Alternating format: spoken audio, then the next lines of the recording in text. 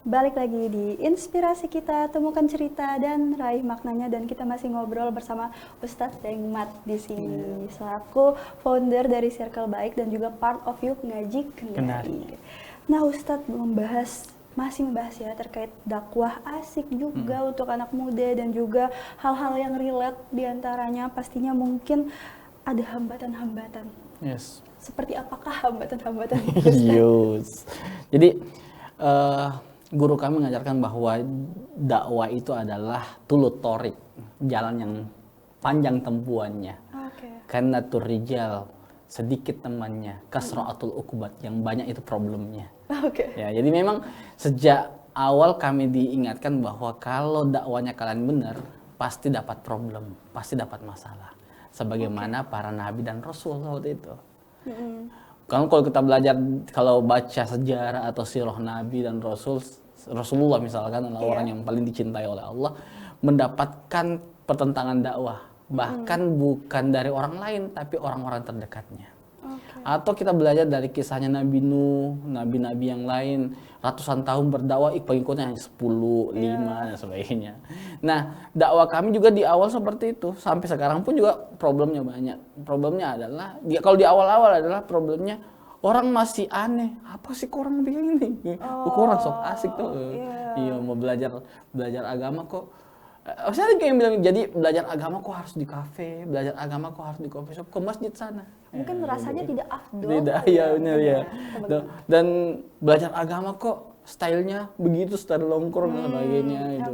Jadi problem-problem seperti itu, Mbak. Jadi judgement seperti itu. Tapi bagi saya dan tim menganggap bahwa ini bukan sesuatu yang ibaratnya bahwa kalau sudah dapat problem seperti ini berarti bismillah kita sedang berada di jalan kebaikan. Gitu. Karena memang kita tidak bisa memaksa semua orang suka dengan kita, pun juga tidak bisa memaksa semua orang tidak suka dengan kita. Seperti itu. Jadi selama kami menganggap bahwa ini adalah sedang menyeru dalam kebaikan, berdakwah sesuai dengan perintah Allah dan Rasulnya, gas saja. Iya, betul. Dan dengan metode-metode dakwah yang baru juga kan pendekatannya mungkin bisa lebih sampai. Kerap kali juga kita merasakan, oh ini mungkin terlalu kaku atau mungkin ini terlalu keras. Padahal kan Islam itu justru mempermudah ya Ustaz. Iya benar. Jadi bagi kami itu dakwah itu seperti genre musik. Menarik nih. Jadi dakwah itu genre musik. Ada yang suka musik jazz misalnya, ada yang musik rock misalkan, ada yang bahkan metal, ada yang pop dan sebagainya. Nah, dakwah seperti itu. Dakwah itu adalah genre musik yang terkadang orang cocok-cocokan. Ada yang cocok dengan dakwah kemasjidan, ada yang cocok dengan dakwah sosial, misal berbagi dan sebagainya. Tapi juga tidak sedikit orang yang memilih untuk dakwah, kayaknya dakwah nongkrong seperti ini saya banget gitu. Betul.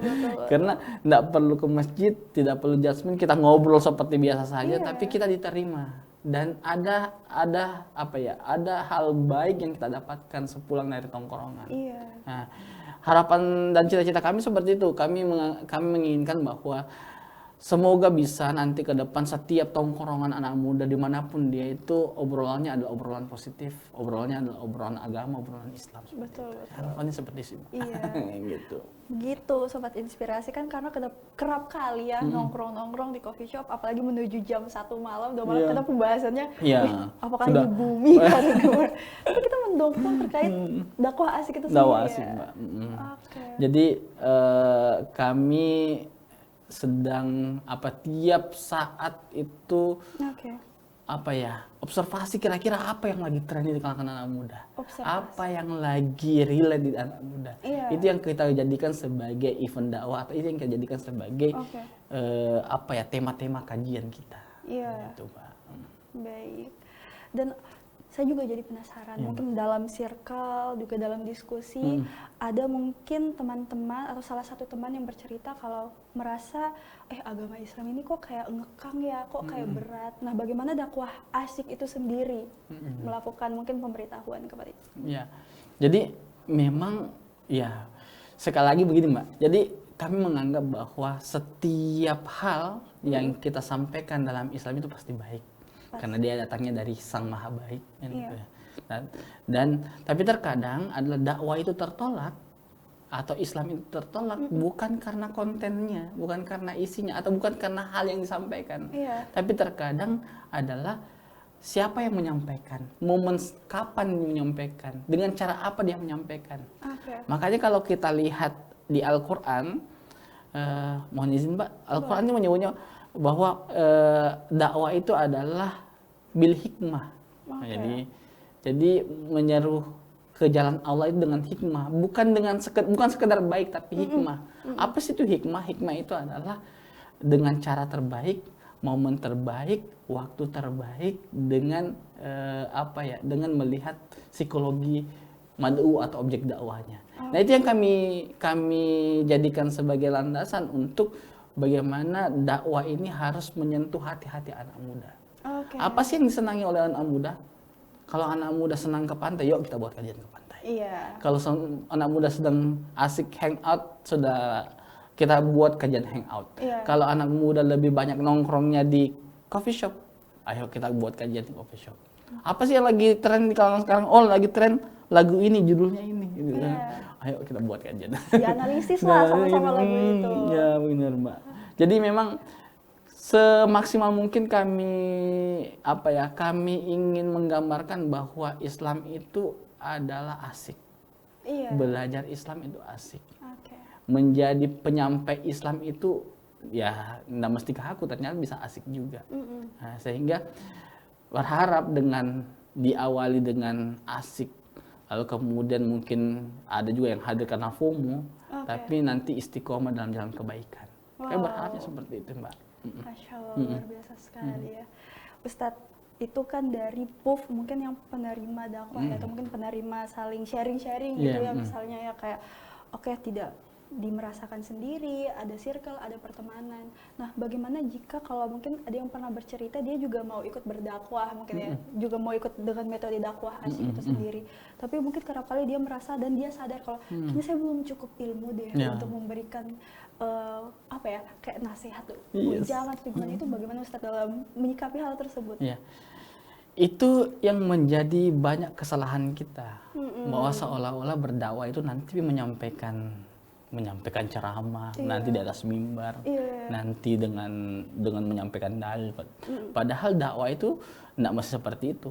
Saya bilang bahwa setiap kita berpotensi untuk menyampaikan kebaikan. Jadi ada yang pernah bilang, Ustaz saya tidak punya bakat lain-lain, saya adalah trek motor, pembalap. Kira-kira bergunakah untuk dakwah? Iseng-iseng dia bertanya begitu. Saya bilang berguna untuk dakwah, berguna untuk mengantarkan ustadz yang sering datang kajian terlambat. Misalkan begitu. Atau ada yang bilang, Ustaz saya ini hobinya kulineran.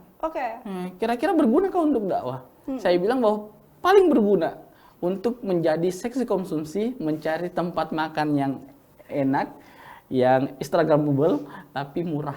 Betul sekali. Jadi bagi saya adalah setiap kita itu punya peluang untuk berdakwah dengan apapun kita.